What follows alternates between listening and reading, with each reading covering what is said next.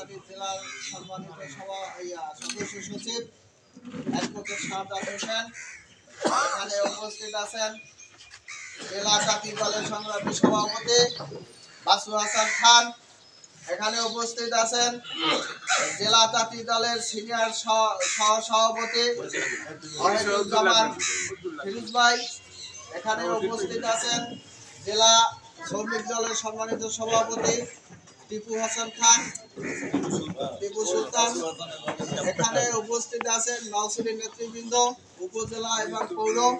আসসালামু আলাইকুম। এখানে বেগম খালেদা জিয়া, সে 3 বার প্রধানমন্ত্রী ছিল।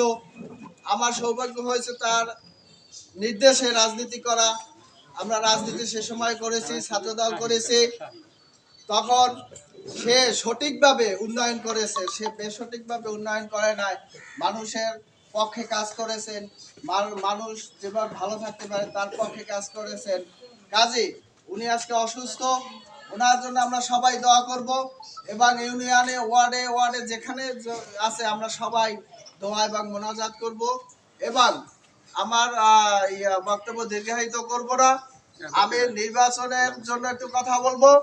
সেটা হয়েছে, আমরা বিগত দিনে যখন আমরা আন্দোলন সংগ্রাম করেছি, তখন চেইন অফ কমান্ডে আমরা আন্দোলন সংগ্রাম করেছি, আমরা কমিটির মাধ্যমে আন্দোলন সংগ্রাম করেছি।